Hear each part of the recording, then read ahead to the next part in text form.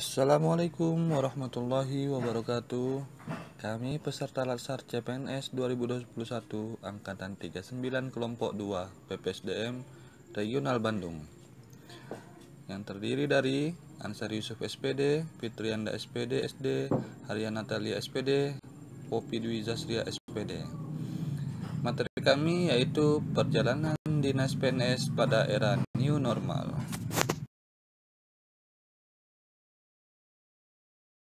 Infografis perjalanan dinas pada era new normal. Berikut penjelasannya.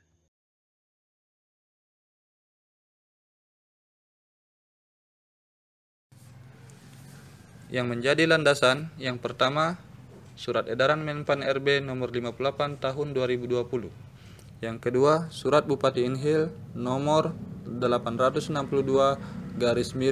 BKPSDM strip PKP KPA. Yang pertama, pegawai menyesuaikan sistem kerja yaitu melalui WFO atau WFH. Kedua, pelaksanaan kegiatan dengan memanfaatkan teknologi informasi dan komunikasi.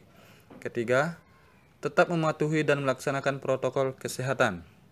Dan yang keempat, melakukan perjalanan dinas apabila bersifat urgensi dan dengan peserta yang terbatas.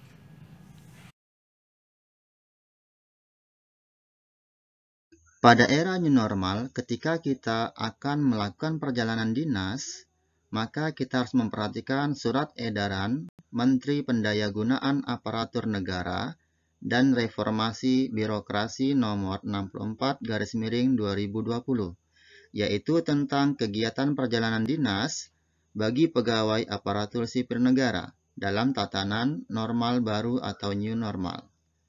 Tujuannya adalah untuk menekan jumlah penyebaran COVID-19 yang ada di Indonesia serta tetap dapat berjalannya dan terselenggaranya roda pemerintahan.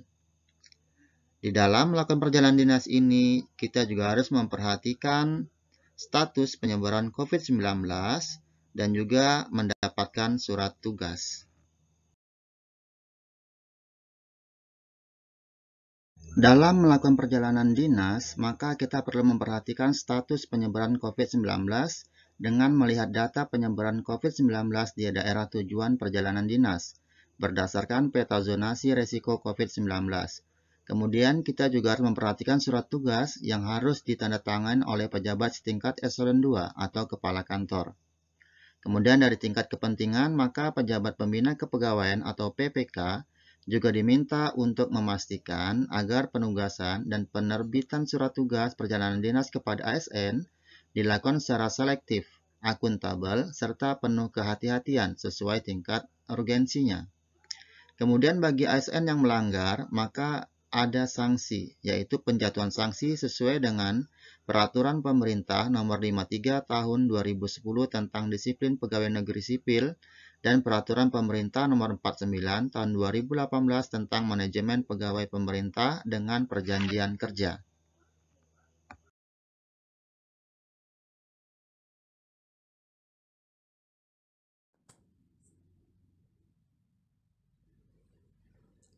Selain mengatur penyesuaian sistem kerja dan perjalanan dinas, Surat Edaran Menpan tersebut juga mengatur panduan dalam pelayanan publik, sehingga kelancaran layanan kepada masyarakat tetap terjamin. Jadi meskipun dalam perjalanan dinas, pelayanan publik juga harus dijaga. Dengan panduannya yang pertama, melakukan penyederhanaan proses bisnis dan standar operasional prosedur layanan dengan memanfaatkan teknologi informasi dan komunikasi. Yang kedua, menggunakan media informasi untuk menyampaikan standar pelayanan baru melalui media publikasi.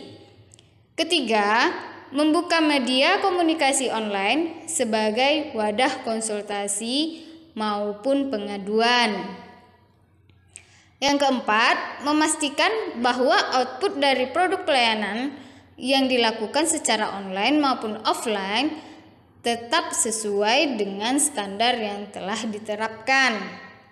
Dan yang kelima, memperhatikan jarak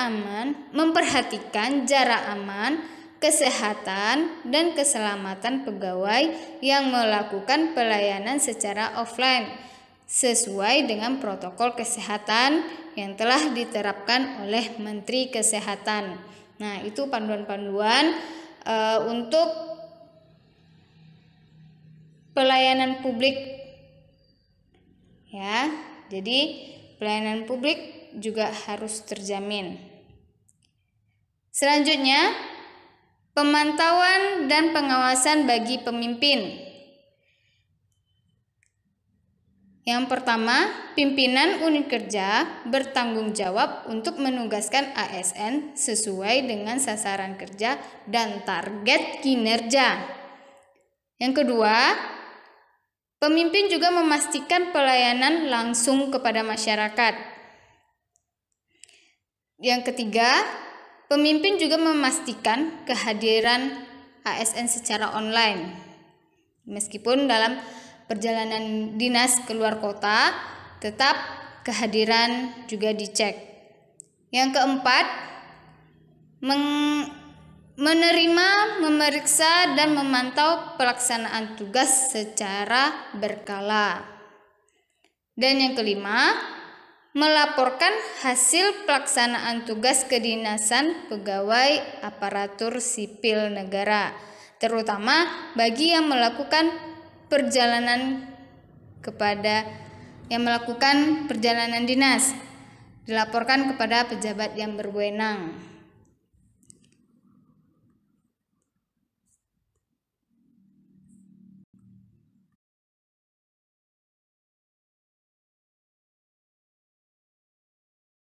Tanggung jawab ASN dalam melaksanakan perjalanan dinas. Yang pertama, menaati penugasan yang ditetapkan. Yang kedua, melakukan presentasi sesuai jam kerja dengan tata cara yang berlaku. Yang ketiga, menyusun dan melaksanakan tugas kedinasan. Yang keempat, melaporkan secara berkala hasil pelaksanaan tugas kedinasan, terutama hasil perjalanan dinas yang dilakukan. Yang kelima, melaporkan kondisi kesehatan selama melaksanakan tugas kedinasan. Demikianlah hasil presentasi dari kelompok kami tentang infografis berdasarkan tema perjalanan dinas PNS pada new normal.